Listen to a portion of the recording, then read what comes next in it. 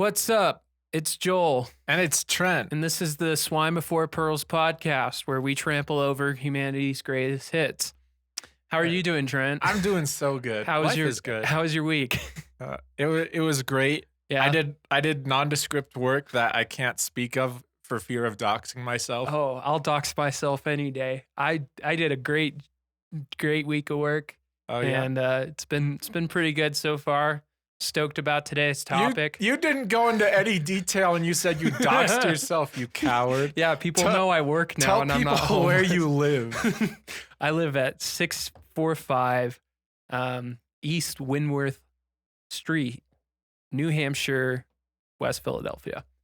So we're going to be talking about a movie today, and that movie is The Godfather. Indeed, it is. I had not seen The Godfather before this. Oh, I'd seen The Godfather actually. Really? Yeah, a whole 10 seconds of it. Yeah, you know the scene where there's a horse in the guy's bed, or the horse head. Yeah. That was the scene I saw for a film class. That was it. That was it. That was about all I knew. What was the context for that? So it was a film class, and I think he was just like showing it as an example of a good shot. Okay. He also did a scene from The Godfather 2 as like an example of juxtaposition. Okay. And I don't remember. So he it, was like, pretentious. Oh no, he if you talk to him, you'd actually really like him. He was Just a imagining down-to-earth fellow. like this is the Swedish angle, and as you can see, no. the blood flowing out of the head. Beautiful. No, think exact opposite vibe. He was this like Orthodox priest, and he like came in full garb. He had like this gigantic mustache and this huge beard. And What? he was just like a very soft-spoken man. Wait, how old were you? I don't know, probably around 15. Oh man, dude, I swear every time we do this, I learn some new story, and it's completely outrageous that. I think I talk about a different teacher every week. Yeah, you've had a lot of teachers. I don't know what to say about that. I had one because I'm a homeschooled loser and I don't know anything about the world. So this is me learning about the world right now. Was the teacher your mom? Yeah, the teacher was my mom. She was pretty good for a teacher till she gave up on me. I'm just kidding. Mom never gave up on me. Yeah, so I'd never seen The Godfather before. And I don't know, man. What was your initial impression of the movie? I enjoyed it. Like, I could tell that there was like a lot of meaning to it, and like there was a lot to appreciate, but there were like a lot of moving parts, and I made the mistake of having a couple beers before watching it. And The Godfather is not a couple beers sort of movie. Like, I still had my wits about me, but it was like I could have used my full like brain on this. All your brain cells. Well, I never have my wits about me. I just have permanent brain damage at this point. So, that's kind of every movie I've ever watched. And I have to say, honestly, it's going to be controversial. Man, I was just kind of, and this might be because I'm a Zoomer and I don't appreciate good film. I was just kind of bored. I watched it through twice, and the second time was pretty good, but like both times I just felt like it was like a good movie, but I don't really know what I was expecting out of it. And I think I came in like thinking, oh, this is a movie everybody likes, and I think that kind of honestly it set you up to expect something a little more and like it wasn't pop culture. No, yeah, and it wasn't even like it was entirely bad or anything, or it's a good movie, but I just wasn't really interested in it. I mean, I was like locked in at the first 10 minutes when they're like, "Hey, look, the gabagool." And I'm like, "Hey, I know that. I'm cool with that. Let's do that." I think that might be a little racist, Joel. I don't care. I'm Polish. I can say whatever I Okay. want. Sure. Italians, I hope you're a big fan of this podcast because we're going into it. I'm going to get canceled 4 episodes in. Yeah, both. It was bound to happen, but let's just pull off the Band-Aid early and do that. Both of our listeners are actually Italian, and now we're down to none again. Thank you to our 2 Italian listeners. We really appreciate you. And you can yell at me later for not liking your most favorite movie. But yeah, I don't know, man. It was just kind of an interesting experience of I kind of half watched. Okay. What? Okay. No. I legit watched it the first time, but then the second time I had it on YouTube. And you had it on YouTube? Yeah, I bought it. I got you rented bought it off YouTube. Okay. No, I just like watched clips on YouTube and just put the movie together. No, but I rented it on YouTube, and the second time around, I kind of wanted to like it's a slow paced movie. Like stuff happens. It's kind of hard to watch it twice in the span of a month. So I put it on 2 times speed. You put it on 2 times speed. And that like legitimately changed. Okay, I'm not gonna lie. I like the movie on 2 times speed more than I like the first. You are such a zoomer. Because the movie on 2 times speed was so funny. So, spoiler alert, I don't care. The movie's been out for 50 years. Do whatever you want. We've been pretty liberal with our use of spoilers thus far. So. Yeah, whatever. But it was just so funny when Don Corleone dies in front of his kid in the garden. It was on 2 times speed, and he's just like spinning around, and it's like really silly. It was just really silly, and I, it was a very serious moment. Like I'm sure that's like traumatizing moment as a kid, have grandpa fall in front of you and dead. But man, on 2 times speed, that's like the funniest thing in the world. I think we should do more movies on 2 times speed because it really, and just like all the like the death scenes, like when guys getting shot up in cars and they're like stumbling out, they're just doing it so fast. Anyway. That's my initial impression. Okay, that was a very different experience from mine. Yeah, the first time around I watched it, and like I got a lot of stuff, but it was like I missed some of the finer points, and that was kind of disappointing for me. So the second viewing was very important for me because it assured me that I'm not too stupid to understand this culturally appreciated movie. Why did you feel stupid? I felt stupid because like sometimes I just get a big gash on the back of your head. Oh. But why did you feel what'd you get lost with? There were several times where like I was like, who are these guys? Like I know they were set up, but like they're Italian mobsters. No, like that's set up in the first 2 minutes. But not like who. Not like what nationality are these people? Not like what are these guys doing, but like who is like this guy I'm seeing right now? Because I know I've seen him, but I can't remember like which role he played in the movie previous. Are you saying all Italians look alike? No, they're even very distinct fellows, like the larger fellow that's in their mafia the whole time. Oh yeah. I just like forgot why he was there. I think my first time watching the movie. And did you understand the second time why? It was huge for me because it made me feel less stupid. So the whole like world of your movie experience was around the large fellow and what his role was, and once you understood that, the whole movie unlocked for you. Yes. Because I'm not gonna lie, I still don't know what that guy does. I mean, I don't either, but I understood what he was doing at least a little better. Well, who was he doing? He was being a mobster.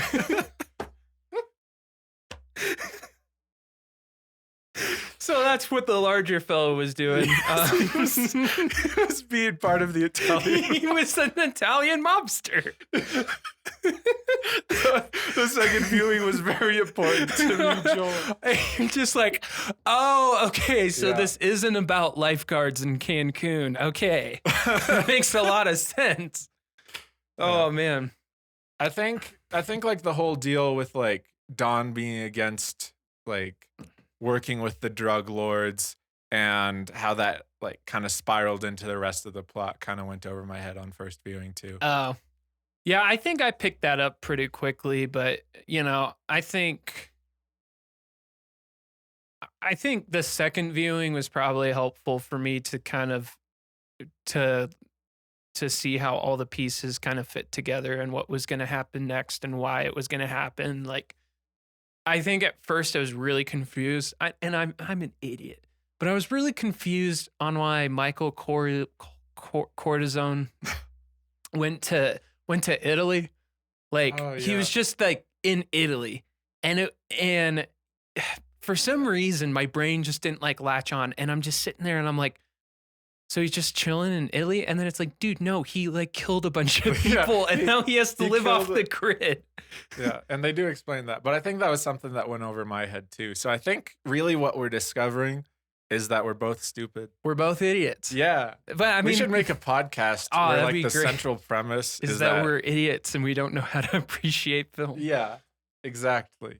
No, I get what you were saying though about like expecting something different, because you hear people talk about the movie all the time, and it's like such a dense movie. Yeah. And so you're like, oh, this will be so cool. There'll be guns blazing everywhere. There were guns blazing everywhere, but it was a slow burn to get to those to get to that violence. It wasn't an action movie. It wasn't a thriller. It was pure drama. Like I wasn't expecting Scarface from it, but when I saw the 3-hour runtime, I was like, and I can do a 3-hour runtime, but I was just like, oof. And people just talk about it so fondly, like it's just something you pop in every few months on the weekend, and it's like, oh, this is and maybe it was because I just watched it twice in the span of like a week or so. But it was dense. It was like eating a big birthday cake. But it's not like For Star lunch. Wars, where like Star Wars, you watch it, you can kind of turn your brain off and be like, Yeah. it's pretty laser. No, and that was the thing was I couldn't really turn my brain off, and then especially with the second viewing, like my Yeah. initial plan was to kind of have it on in the background while I was doing other things, and then be like, okay. And I started on that for probably a few minutes, and I'm like, I feel like I'm missing half the stuff. You're watching the wedding scene. They're like, why are they destroying that guy's camera? Like, he's just taking they're FBI. Oh, okay. So then I put it on 2x speed. You negated the sacredness of the podcast. I know.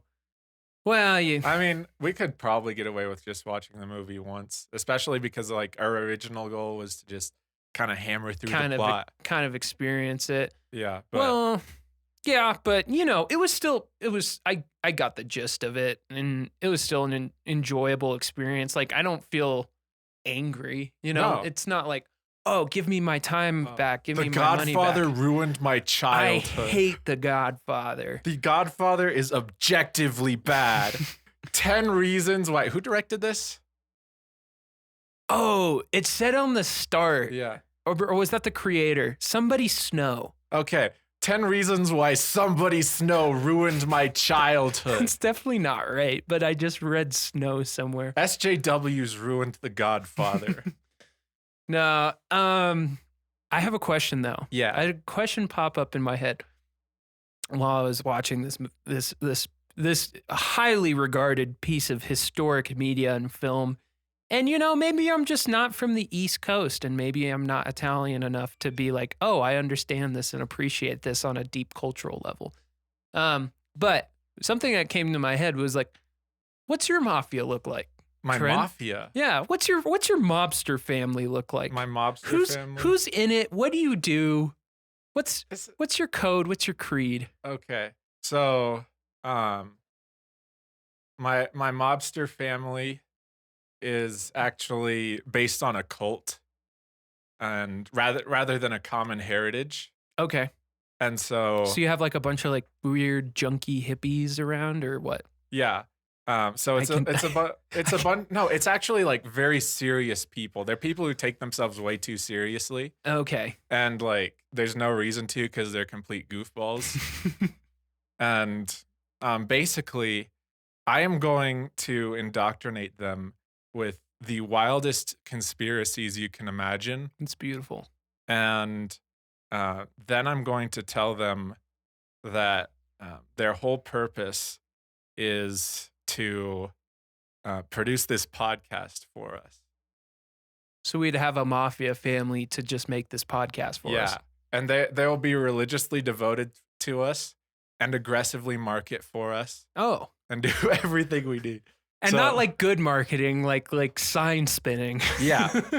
Like standing on the street corner. I'm going to use cult-like behavior to grow this podcast as a business. You kind of look like a cult leader right now. You got the nice colors and the buttoned up shirt. It's looking good for you.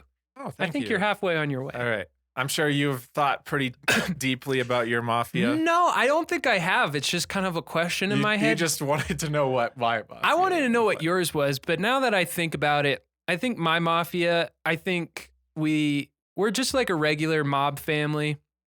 But everyone's not like directly related, like, so it's cousins and stuff and just very loose familial connections. And we don't really like each other, and we push our product. And our product is something that's like very harmless and not illegal, like just fidget spinners, like fidget spinners or sugar. But we act really what we're doing is totally legal. We're just really suspicious about it. So like one of my family members is running in the street and they drop a briefcase and a bunch of fidget spinners come out and they're just like desperately trying to get them back in the briefcase. And like, we just do really sketchy things. But if anybody was ever to look us up or like, investigate us, we're just really sketchy fidget spinners. So no, I was just wondering. That's incredible. That popped in my head. It was a weird question I had. That is a weird question to have. You completely derailed my very serious discussion I was about to have. Oh, what was your serious discussion you were about to have? Okay. I think the standout moment of the movie was when Michael like decides that he's going to or not when he decides to, but when he meets with the police officer and like the mob leader to kill both of them. Not the mob leader, the drug dealer guy. Yeah. But like that was like the most nervous I've ever been watching a movie. Really? Yeah. It just hit me hard. Like, well, 3 beers will do that to you. No, it's just 2. Come on, man. But I just watching as he's like grabbing the gun, and it's like, man, he's never like killed someone for his family before. Like he's killed for war, but that's like a whole different deal. Yeah. And it's just like such, like they're meeting him on a grounds of trust and he's breaking that trust. And actually that's something like I just can't, like there's not a bone in my body that is willing to betray people. And so like seeing that on film kind of destroys me emotionally. Like this one time, quarantine just started, right? Mm-hmm. And we decided to play Survivor over Messenger. And like the challenges would be different, like mobile games, right?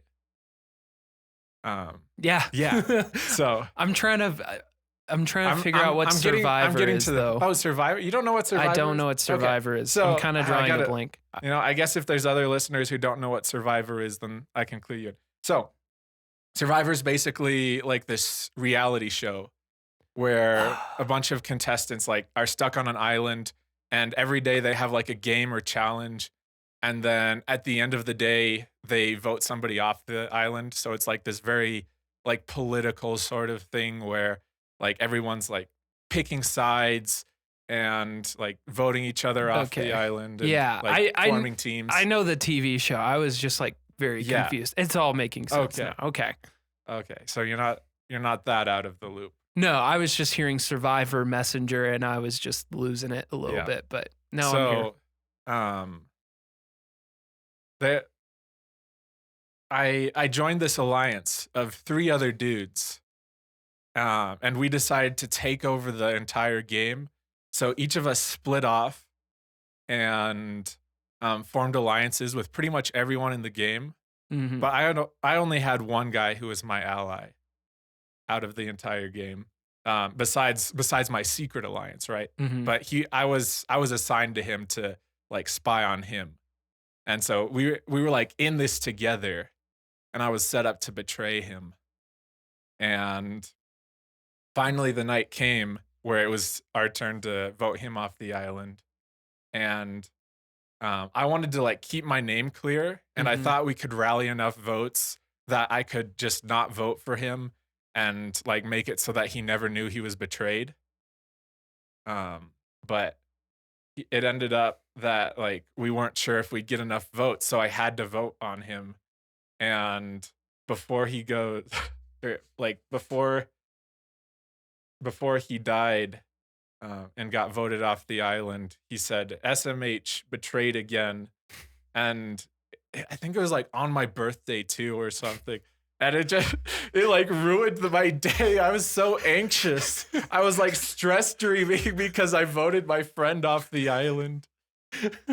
So like betrayal stuff hits me hard, just because like that's not who I am, and I can't act in a way that's not genuine. Yeah. Without like destroying my heart. So watching Michael like be fake with them and go through this ordeal, all in order to kill them, like, and be right up in their faces and shoot them. Yeah. It destroyed me. Huh. That's crazy. No, that's weird to think, because you were kind of, you know, you enjoyed your viewing experience, but to feel something so like visceral is always an interesting thing to see what hits you. It was about on par with how nervous I was before the first time I asked a girl out. Like, it hit me hard. That's cool. Yeah. No, I think for me, I remember or the big dude. Not the large fellow, but not the large fellow, but the big dude that can't speak. Oh yeah. Yeah, I know that. So and he gets betrayed and killed. Yeah. So that's kind of interesting, because I'm not a big, I don't like, betrayal is kind of whatever. I mean, you know, I'm very loyal. You're pretty whatever about betrayal. Just like, if it happens, I'll stab my friends. No, but I'm like, in real life, I'm very loyal to people, and like if I have to, you know, do something that kind of the same way you are outside my character, it eats me up. But I don't think it was as much as like the subject matter happening, but when the big dude, big guy, not large fellow, big guy, so for context, they're trying to scout what this other crime family is trying to do. So they send one of their guys over to basically lie and say, "Hey, I'm upset with the Corleone family," and it was the Tattaglia family. Yeah. And he goes over to basically lie to them and try to get information, see if he can get in their family. But there was something about that scene that I really liked, because there's that dude in the fedora, and he's telling him, "Okay, we'll get you $50,000 if you basically join our family." And he instantly like puts out his hand to like shake it, and the guy lights a cigarette instead. And then he comes up to the bar, and they like stab his hand, and then they strangle him. And that scene was like, I feel like I've seen a lot of death scenes in movies and stuff, but that scene just like felt way too real. There was a moment where I was like, are they actually strangling this guy while this is happening? Like, there's just something about that. And I think he died for the part. Yeah. If somebody knows what happened to that actor, please let me know. I'm pretty sure he didn't make it off the set of Godfather. That's why it's such a good movie. Everyone reveres it because they're like, you can't disrespect it. He died to make that movie. So is that why Milo and Otis is so popular? Because they just were. Oh, never mind. That's a whole nother sidebar. You're talking over my head. Yeah, that's a whole nother sidebar. Oh, well, I could go into it if you. Well, yeah, we're here. Why not? It's a podcast. Yeah. Okay, so there's this movie called Milo and Otis, right? And it's about a cat and a dog. And it came out in like the 50s, and it's a really like cute movie about this cat and this dog that go on an adventure, but it's live action, right? Yeah. And they have this scene where the cat and the dog get themselves in trouble and they're in a bucket going off a waterfall and they're filming it. Except when they actually filmed it, they actually used real animals inside the bucket and did multiple takes with different animals. And like the whole movie, they just kept going through animals. And it's like, it's awful. It's really awful. But hearing like, oh yeah, sacrifice yourself for that great film. No, you don't know what Milo and Otis is. So all those animals died for nothing. So that's really depressing. Oh, sad. But I actually used to think that as a kid, like when you made a movie and somebody died in the movie, like they actually died. They die in real life. Yeah. That is how it is, Trent. Oh, wait. Oh no. Didn't you know? No. My uncle was just lying to keep me sheltered. No, but I think I know I kind of came out on the podcast today kind of in a more or less not less favorable, but just kind of meh stance on the movie. But I do have to say it came out in the 75, I think. And I think what you can say about this movie is when it does gritty stuff, it does it really well. Yeah. Like the politics of the crime family. I mean, you need that to thread together the story and thread together the settings and stuff like that. But when they get to like the actual gritty stuff, it happens just like that. That's what I noticed about this movie. It's a long buildup, but then it's like when they're shooting somebody in the back of the head who's in a car, it's just like, okay, we're driving. Okay, I'm going to take a leak. Okay, boom, this guy's dead. Yeah. You know? It's shock. It's like, it's built around shock, but it's not empty shock. Or even Sonny, like when Sonny gets killed. Yeah. Right? He's just kind of driving and they're like, okay, follow him. And then he gets at the toll. And you kind of think it's just going to be another scene where something happens, like the story goes on. But then you notice how quickly the toll guy takes his cash from him. And you're like, wait a second, that didn't feel. And then it flips on its head. And I'd say that quick, gritty, like tell your story and then kill somebody is what this movie does at its very best. Yeah. And I think those are how it kind of sends its message too, because it kind of has this message about how the cycle of violence perpetuates itself. Yeah. And I think those shocking moments serve it very well, where like I think the first scene where it kind of starts is with the rich guy who finds his horse's head in his bed, right? Mm-hmm. And it kind of set off some triggers in my mind of like, wow, you can get anything you want with violence. Yeah. And that's something that like I was kind of aware of, but like that's their whole world. That's why Don is so powerful, is because he has a strong network, and that will get you far. But you know what'll get you really far is if you use your strong network and violence. You'll get a lot of what you want. The flip side of that, though, is he has so much. He's like that family is doing very well for themselves financially, and status wise. Their life is kind of as celebrities, and they're big shots, they're big deals. Yeah. But at what cost? Michael lost his brother. His sister ended up in a horrible relationship, and she hates him because he killed her husband. Understandable. And his father had an incredibly close scrape with death. His first wife died.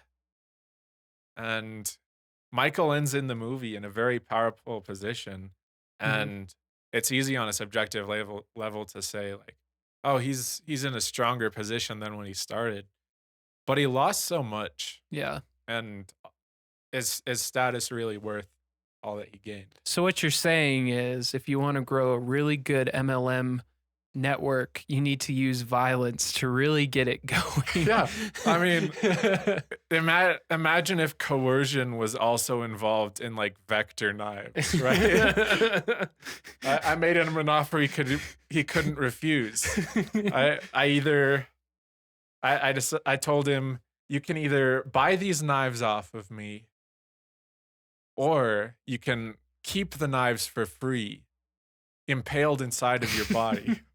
It's like being an insurance salesman and being like, well, you could just see how it works out for you if you want to see how it works. No, I think it's true though. I something I thought about when I was watching the movie was every time, it's set in the 1940s, like late 1940s. So right after World War II. And every time, America's kind of like growing at this point, but it's not at this like super boom. And so I don't know. New York's just a completely different place. You can see in the movie. It's not like a ton of cars on the street. There's a few cars on the street. It's a completely different place. And seeing that kind of luxury that they're living in, like that huge lavish wedding that they start with, in the movie, and just kind of seeing all these things, but then thinking, okay, but are these people like really happy? Because at the end of the day, everything is held together with this gridlock of crime and double crossing and fear. And kind of what you said, Michael basically gives up everything to gain power. And he says, he starts killing off all the other families and all the other crime families and stuff. And he's kind of making it as to say, well, I'm going to make it better because I'm doing this. And we get to start with a clean slate. Well, there's 2 other movies after The Godfather. So I'm guessing. Well, the second one's actually a prequel. Oh. Get Destroyed. I don't know anything. I don't know what the third one is, but maybe the third one is the best one. But but it seems like he's like, I'm just going to keep using violence to make everything kind of go away. And it's like you said, it's just going to be a self-perpetuating cycle where it's like the answer for violence at the end of the day is always violence or justice for violence, know? So it never really ends for them. And I really liked Michael's journey, especially because they kind of place him as like the character you see yourself in, right? Where at the beginning of the movie, he tells Kate, that's my family who does all these violent things. That's not me. And you're like, oh yeah, this is my guy. This is like a heroic guy I can get behind. Yeah. And you watch as he slowly starts degrading his conscience, and it starts from a very good place where he wants to protect his father. Yeah. But then all it takes is one cop punching him, and suddenly he's shooting the cop and the drug lord, and like on behalf of the gang. Now he's the Joker. What happens when you meet, when you put a society that doesn't care about the Italian people with, I'll tell you what you get. No, I thought to that point, I think you bring up a really good point. I don't know if you picked up on this, but I picked up on this. I thought it was so crazy in that first wedding scene with Michael and his girlfriend when he is like very bluntly honest and tells the truth about how that singer guy got out of his contract. He's like, yeah, so my dad goes over and threatens to kill him. And he's just completely honest about it, And you're like, I remember sitting there and I was like, wow. Like he just told the truth about his dad doing this very illegal thing to his girlfriend, who's like they're not even really involved in the family. And then you see at the end of the movie when she asks him, did you kill your sister's husband? Did you kill your brother-in-law? And he says, no, of course not. No, we don't talk about business. We don't talk about business. And it was just like, to me, that was the full arc to see how far it come, because he went from just telling the very blatant truth about his family to like completely shutting off and lying. And you can see that at the start and the end of the movie in a stark contrast. And I don't know, that was a cool part for me. Cause it was very subtle, but it was like, this guy's a tool now. He's a tool of the system, but he's also a tool because he lied to his girlfriend. I mean, that whole relationship is just like kind of awful on Michael's part. Yeah. And like a few red flags pop up now and then, like he like being a part of an Italian mob family. Oh yeah, that's the first big one. But like like refusing to say that he loves her, even though it seems like they've been going steady for a little bit. Always big red flag. Yeah. And then all of a sudden he leaves and goes to Italy and gets married. Mm-hmm. And we even see a sex scene between him and his wife. So like we're aware that he's I must have missed that. Oh. I'm just kidding. All right. Oh yeah, that was a special cut I watched. I watched the Christian home movie version where they cut out any murder or any sex, and so I know nothing about the movie. Do you remember those clear play devices? Yeah, I have one of those. I just watch all my movies on them, so it was like a 30-minute runtime, and it was pretty enjoyable. I just watched a really nice family that ate pasta together the entire time. We don't talk about business at the table. Oh gosh. Sorry, what were you saying? Yeah. But I mean,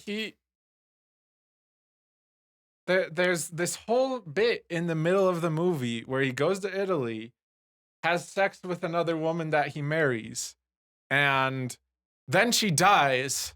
And then basically the next scene you see Michael and he's just rolling back up to Kate like, "Hey, sorry I left." He's just in the suburbs, just like, hey, hey, baby. Hey, I need a rebound. I know it's been a while, but maybe if you want to join my crime family, I promise I'll never lie to you, babe. My dad died. He fell over in the garden. That didn't happen yet. Wait, did it? Yeah, because then he comes back to America. Did he?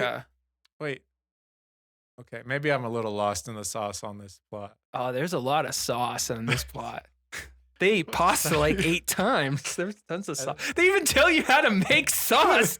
They give you the recipe for sauce. That should be an In the Field episode, is we just make the sauce from The Godfather. All right, guys. So today we're making the sauce from The Godfather. First, we get red paste, and then you get all your meat and stuff. You throw it in. No, I'm pretty sure he was in like Italy, and then he finds out. No, wait, his wife dies. Yeah, his wife dies. That's what happens. And then he comes back. Yeah, that's what I was trying to say. And then his dad dies. Okay. We're back on the sauce. Not that it ultimately mattered. It was just a throwaway. No, I think you could, put that whatever you want. But yeah, no, I have to say though, for this movie, how it was advertised to me through pop culture was like Don Corleone is like the man, and I was assuming that this movie was just going to be all about him. Oh yeah, like, I'm Don Corleone, and I'm going to be doing cool stuff for 3 hours. Just doing a backflip off the top of his little Italian sunroof, or, whatever that house was called. It has like the same fight choreography as The Matrix. The Daredevil movie.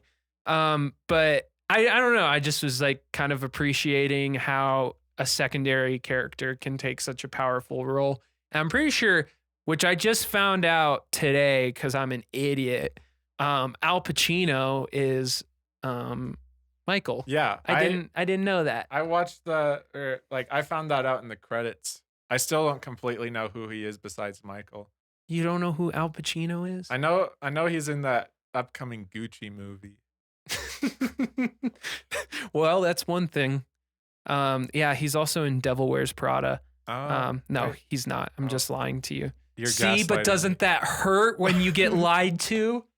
See, Michael, see how you hurt the people you love.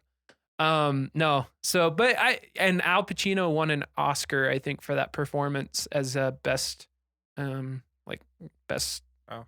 supporting actor. It is a So he's almost the main character by the He end of is. the movie.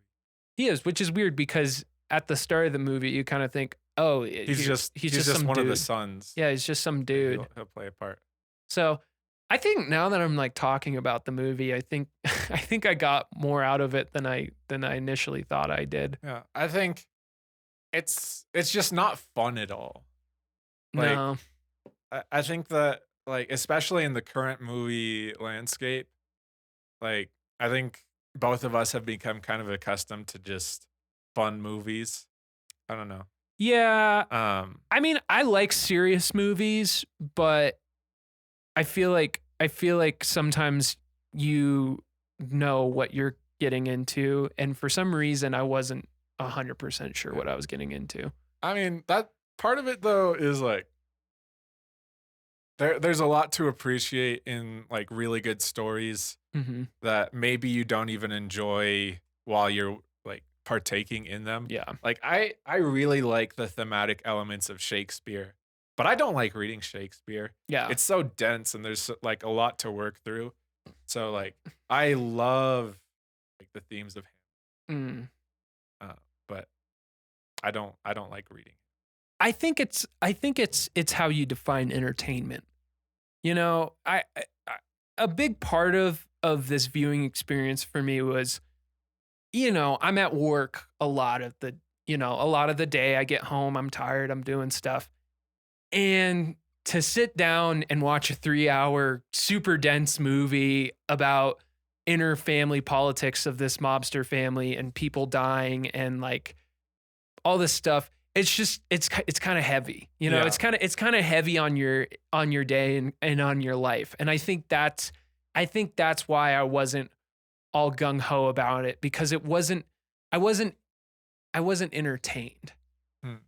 So it's not a bad movie, but I wasn't entertained. I wasn't like sitting there with my popcorn and like, yeah, look at this fun ride I'm on where I get to watch these two people who are married in the first scene, the wife's getting beat up and she's throwing dishes, and I'm just kind of like, oh, this is tough. This is a tough thing to swallow. And I think that's why I had a little bit of an adverse reaction, because I went in kind of looking for some entertainment, and I think I came out, because like Shawshank was heavy, but there was parts of it that you could say were like entertainment. Yeah, but genuinely exciting, Like and, exciting. like, Heartwarming. You know, when he's like escaping out of prison and, you know, you get to see him digging out of the tunnel, all that stuff. It's kind of like, oh, he got him. And I'm subverted, and you're entertained in that moment, versus the end scene. And you can't really compare these two movies, but they're fresh in our minds. So I'm just going to use them as an example. But the end of the movie for Godfather is iconic, where they're closing the door on the wife, you know, essentially letting the audience sort of know, forecasting that she's not actually going to know what goes on in his life anymore. And it's just kind of like, that's it. Like the door closes and the movie ends, and you're like, okay. Yeah. So there's a lot to chew on, and I think that makes it really great to talk about and think about. Yeah. It's just the process of watching it isn't exactly fun. It is fun if you do it in 2 times speed on YouTube. It becomes that's the secret. I strike everything I said off the record. It's super fun if you watch it in 2 times speed. Then it's a really silly gag show. But maybe life should be just in 2 times speed. You have just experience everything. You have to try it. Okay. I don't know, you know, I've never used 2 times speed for anything, but if you get a chance throughout any of our series, if like something is hard for you to watch, maybe your first viewing, maybe just consider the second viewing. Try just tipping toeing you've already seen the movie. It's not like it's gonna ruin it. The second viewing is more to just like hammer down the thoughts on it. Yeah. And to write copious notes on the plot so that I can go being tied to the plot. Yes. So we open up in the first scene to a wedding where two people are to be wed. The first scene is with Don Corleone, and he's like, but he's at a wedding. Yeah, he's at a wedding, but he's like, you're not giving me anything. I want you to be part of my network. I don't want you to give me money. I just want you for networking. You're just using me for networking. He's just a really skilled marketer. Yeah. Kind of. Fun little fact about Don Corleone. Oh gosh, who did I can't remember the name of the actor who did him. We're very well researched, very thorough, comprehensive. Look at all podcast. the notes I have. This is all the notes I had. Anyways, but he like threw cotton balls up in his cheeks to make himself sound like that. What? Yeah, I did not know that. Yeah, so that's not normally how that guy. Well, probably. What's his name? He was in the South Park episode, Brando. Because I was thinking about the Nambla episode and Brando, Marlon Brando. Anyways, so he throws like cotton balls up there. He's all like raspy, and he always sounds like he needs a glass of water. Yeah. Or a quick walk in the garden with your grandson playing around. I thought that was like this is gonna be like off limits to make fun of because it's just like his accent. No. He like specifically made himself look and sound like that, and that's why that's like such an iconic role. It does give him like sort of a charisma about him. Yeah. So cool. He speaks weird. Yeah. He speaks with cotton balls in his mouth. I think if we spoke weird, we would be more likable people. Oh yeah. Maybe that's the secret to growth for this podcast is if we stuff our faces full of cotton balls, we'll be like 10 times more charismatic than Don Corleone. Oh no. He's grabbing Kleenexes. Oh, okay. Okay, there he goes. Beautiful. He's played Chubby Bunny with So anyways, what I'm trying to say to you is if you want to start your own marketing business, what you need to do is you need to create a network of trusted people. Can I trust you? You know what you sound like? Have you ever seen Megamind? Yeah. You sound like Space Dad from Megamind. I'm your space dad. I think that's what Space Dad was based off of. He was based off of you with Kleenexes in your mouth. He was based off of Marlon Brando. So anyways, what you got to do is you got to start an Instagram account, but all you do is promote fitness lifestyle, right? Oh, yeah. Then we're going to buy followers till we get real followers, and then we're going to unfollow our real followers so we just have followers. And that's how you run an Instagram MLM. Incredible. Have I told you about my like secret genius marketing or like strategy to get a marketing job? No, you haven't. Okay. So basically the idea is you join an MLM, right? Yeah. And then you don't sell any of their products, but you just say that you work for them. And then you just stay with them for a year. And then at the end of the year, you have a year of marketing experience. Okay, but I feel like that. I wanna keep going with this as long as I can. It's commitment. But That's gotta be so gross. But it's not gonna be pretty when these come out. You ever gone to the dentist and the nice lady's talking to you and she's like, "So what do you do for work?" And you're like, "Oh, I'm just like." No, I feel like if you worked for an MLM for a year, that'd be so much money that you're paying because you got to pay for product. Do you have to pay for the products every month? Yeah, dude. They don't just give that stuff. No. Well, you just spat those out on Steven's carpet. I don't care. Listen. They don't just like, so if you work for Amway, you're paying like $90, and they're going to give you like a whole bunch of products. And then also big red flag for anyone dating out here. if you go to a girl's house and she has a big tub and it's full of Amway products and she says she's running her own small business, you run the other direction. You hear me? Because that's never going to be good. Amway is a nice Christian organization, Joel. Or essential oils. Don't mess with that stuff, okay? Healing crystals, mess with it. Essential oils, no. I don't remember where I was going with that. We're talking about The Godfather. It takes money to join an MLM, so your theory is flawed. And we were talking about The Godfather, which is basically just an MLM for killing people. But yeah, I think. Sorry, I'm still getting used to talking without cotton balls in my cheeks.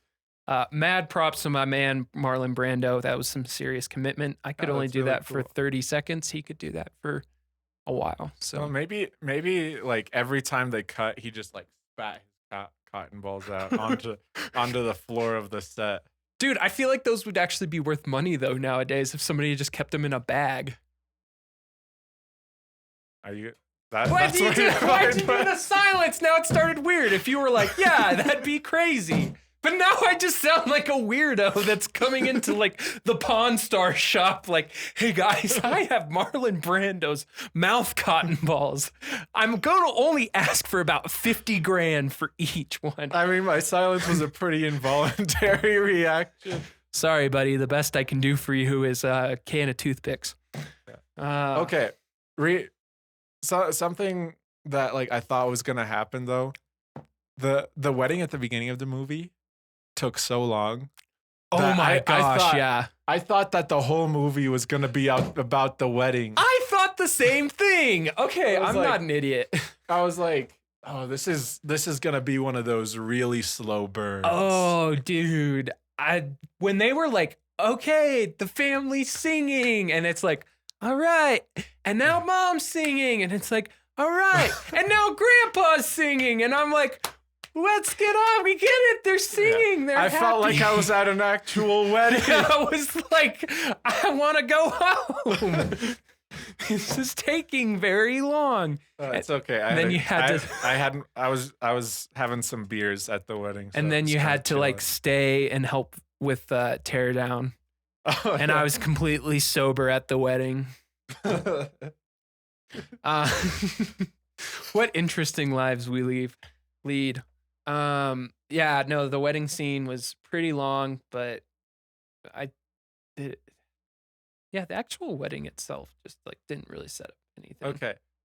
When you watched it, did it have subtitles when they spoke Italian? Yeah. Okay. The first time I watched it, and it's probably just the product of the website I was watching it on, which Very legal. very legal.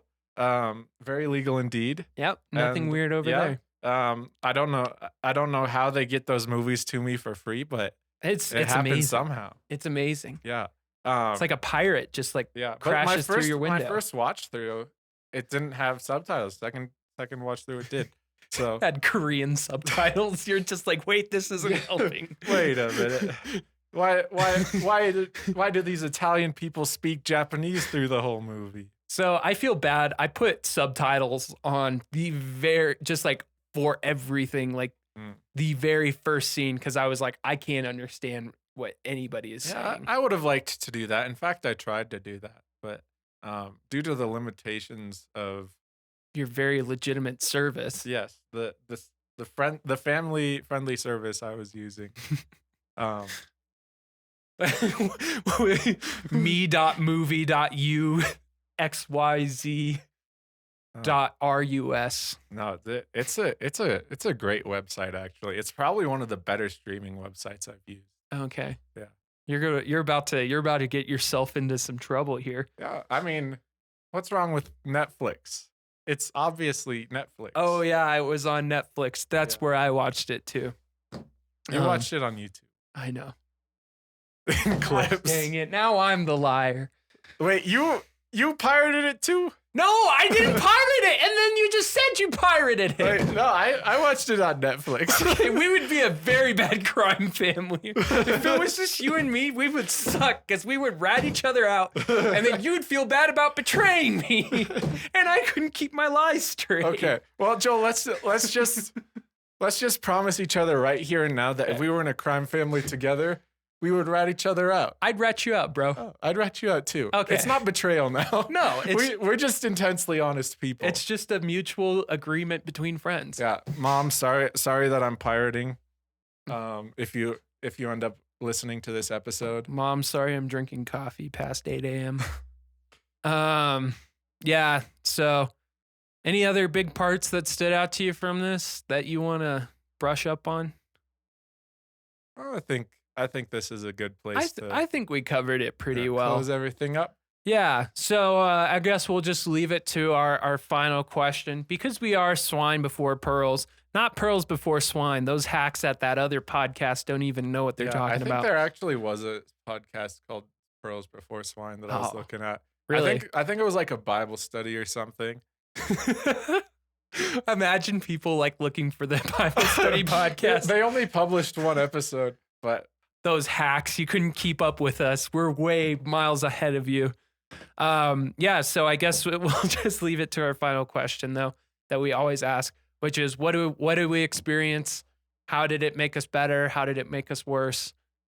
Just go from there. So, well, this is a very enriching experience. First of all, it, kind of baby's first steps into big boy movies for both of us. Baby's first mob movie. Yeah, but I mean, I think there is like intense value. Intense isn't the right word, but I'm gonna continue with it. But there's a lot of value in like watching something that's a little over your head and then diving into it and getting stuff out of it, especially when there's like pretty deep and meaningful themes. And that was a very healthy thing for me, I think, ultimately. And then the other thing that I really took away from it was like that cycle of violence I talked about. It's obviously not a message that's ultra relevant to my day-to-day life, but there is something very healthy to think about, because the Godfather starts off and he's in a very enviable position of power. He's got wealth, status, fame, and that's something to envy. And it is an important message to say, like, hey, if you're getting this through violence, like violence will get you what you want, but it's not a good thing ultimately. And the power you gain from it will not be worth the price. Okay, so I want to introduce a new thing while we're here. Okay, I'm ready. Imagine every movie is like a cake, Yeah. and cakes are dense and sometimes they're not. So Yeah. on the density meter, from a scale to 1 to 10, where would you put this on how dense it was? Probably an 8. 8. I think 8 is solid. It's a pretty thick cake. Yeah, pretty thick cake. Pretty thick cake. All right. What did you take away from the movie? Man, I think kind of like I said about Michael's progression. I think, I don't know. I think lately in my life, honesty has been such a big topic, like when you're younger, you can get away with little white lies and, either lying to yourself about things, lying to other people, but that stuff gets bigger and bigger. And so, I'm trying to be more honest in my life. And I think I'm more attuned to that now. And so I think watching Michael lose himself from where he started as kind of this very amicable war hero who for all purposes was kept away from this family, by Don Corleone, didn't want him involved, to now being the head. I don't know. It's just sometimes the path is laid out in front of you, and there's very clear choices to your decisions, and there's very clear paths to where those decisions lead you. And I don't know, it's just very important to question your loyalties sometimes too. We can be loyal to a lot of people, and they might be for really good reasons, or maybe they're for reasons that we think are good but are actually bad and harmful. And, you know, I understand why Michael did the things that he needed to do to get where he was. But at the same time, you know, it was sort of this blindly following what was expected of him, you know. So I just kind of took those themes out a little bit and just kind of asked those questions of myself, I guess. Yeah.